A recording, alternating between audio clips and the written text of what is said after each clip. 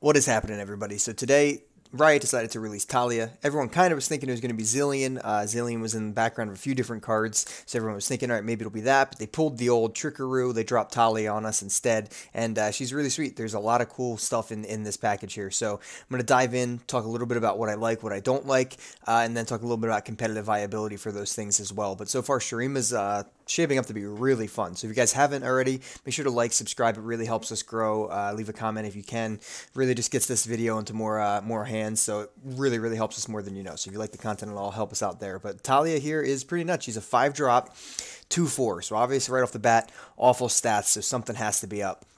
On play, she summons an exact copy of an allied landmark. So right away you're thinking, all right, well, this champion obviously has a focus all around landmarks. You read her level up condition, and that confirms just that.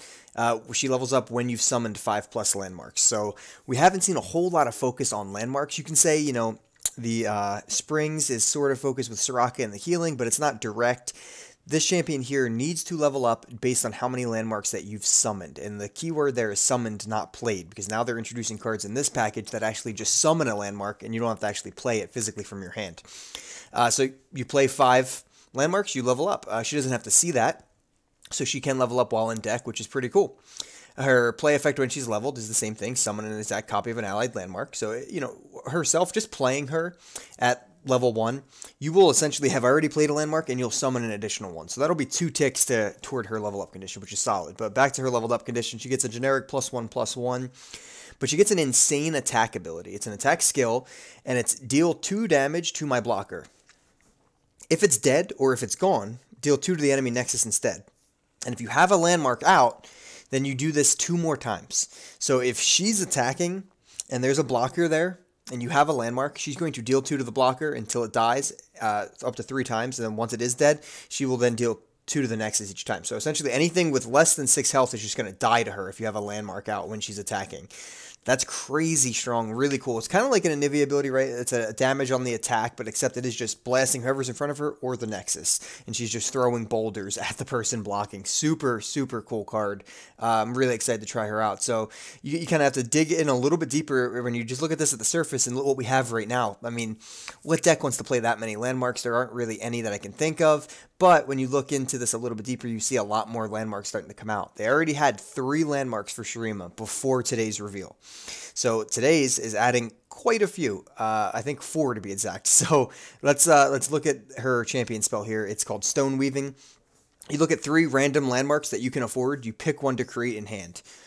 So 1 mana burst spell, essentially. If you have 6 mana, anything that costs 6 or less, if you have 6 active mana. It seems like you have to be able to afford it when you play this card. So you spend 1 spell mana, you have 6 mana. Any landmark that costs 6 or less, it'll pick a random pool of 3, and then you'll pick 1 to create in hand.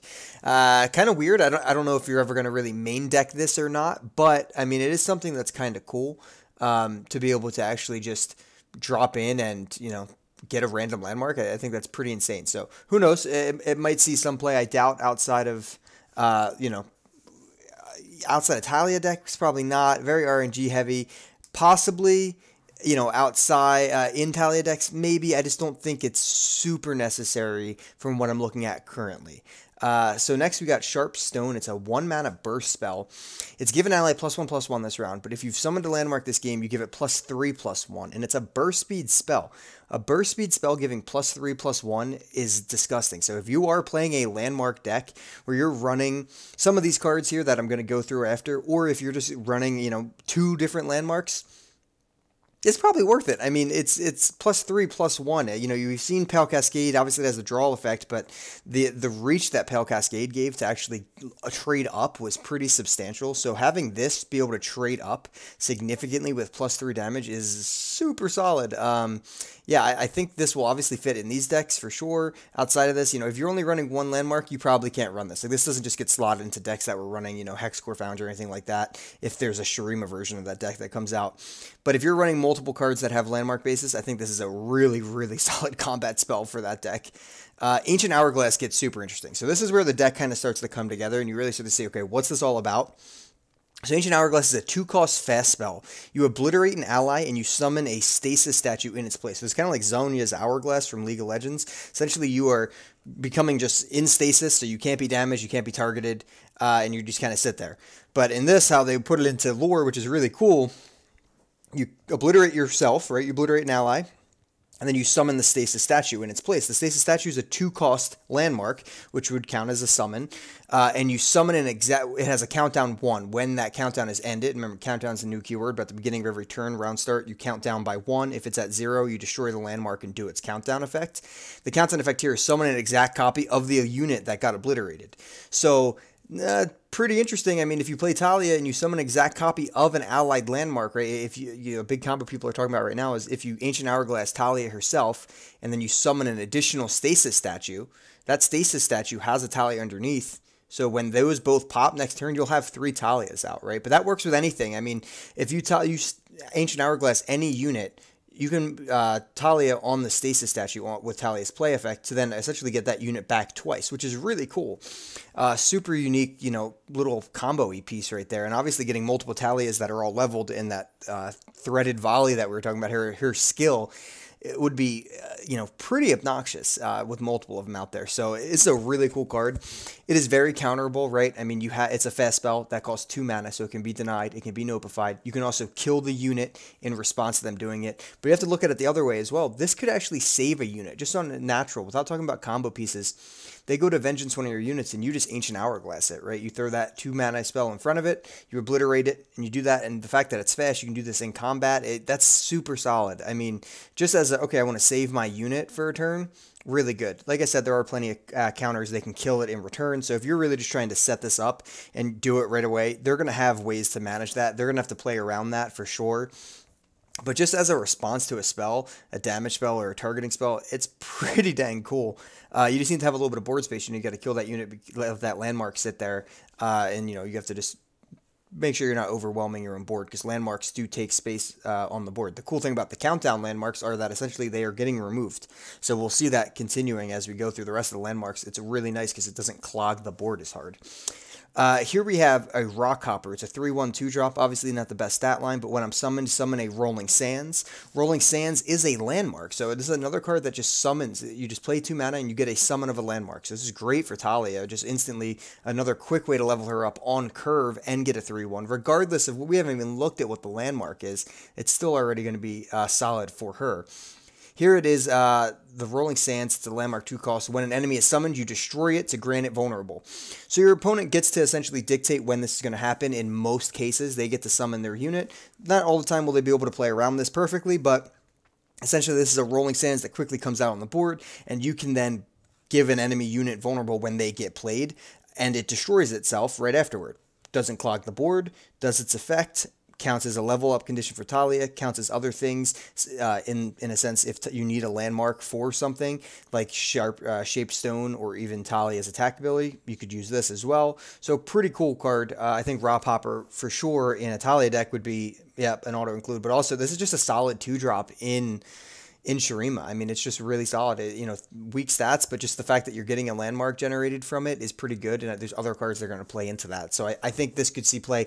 Even if Taliyah is the landmark-focused champion, there might be a few other decks that slip through the cracks with other landmarks. We've already seen 3 landmarks in Shurima besides the one I'm going through now. So obviously there's some synergy here with Shurima. There's a 3-cost spell as well, Burst Speed. It's Unraveled Earth. It's summoning 2 Rolling Sands, draw a card. So for 3 mana, you get 2 Rolling Sands out, and you get to draw a card. This is, crazy speeding up Taliyah's level up condition for sure. You're going to summon them both. That's going to help her level up. Now, they can play around it and not play a unit or do something along those lines, or play certain units so they get the worst vulnerable. That's kind of a side issue.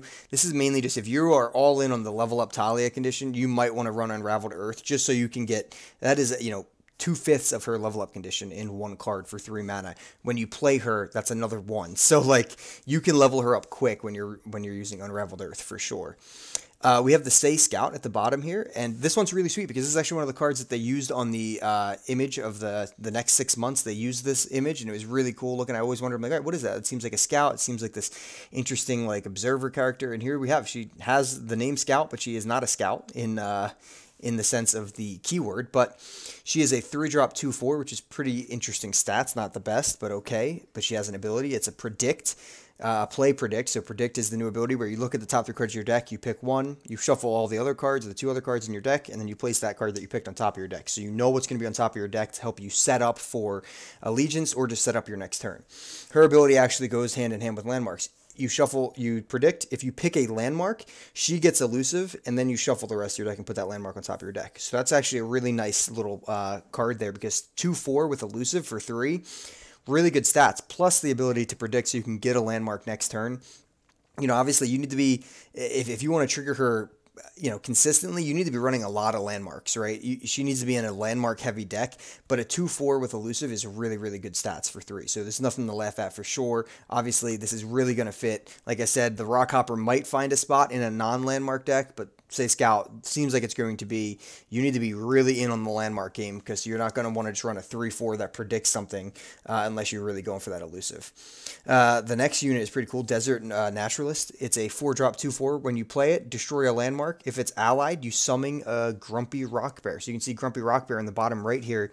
It's a 5-drop 5/4. So essentially this 4-drop, who's a 2/4 with obviously awful stats, can destroy an allied landmark, and then you can summon a 5/4 unit. You wake up this giant grumpy thing. Super sweet. You know, it gives you a lot of, it makes Rockhopper even more valuable, right? You summon a Rolling Sands, and then you don't even need to wait for your opponent to use something on it. You can just instantly play this. And there's a couple cool ways that you can do this. You know, if your opponent's tapped out on mana at like turn 3, say, you can play the Rockhopper at the back end of their turn, and then when it gets to turn 4, before they can actually have a chance to go, you could play your 4-drop, the Desert Naturalist, as a 2/4, kill the Rolling Sands you summoned on the back end of their turn to then get the Grumpy Rock Bear out, and now your board looks pretty beefy for turn 4.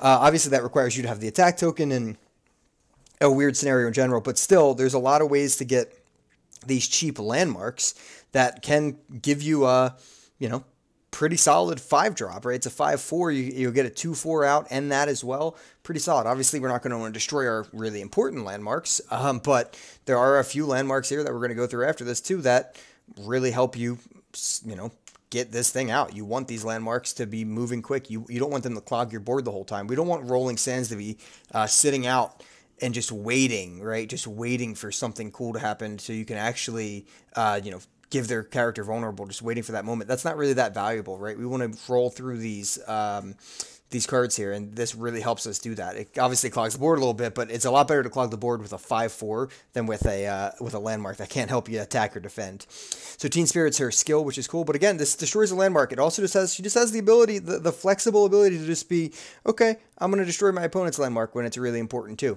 She has that ability, so that's super. She's super flexible. I think she's one of the best cards in this lot here for this deck in particular. So we have the Hibernating Rock Bear. It's a 2-drop main deckable landmark, and it has a countdown of 3. And when the countdown goes up, you summon a Grumpy Rock Bear.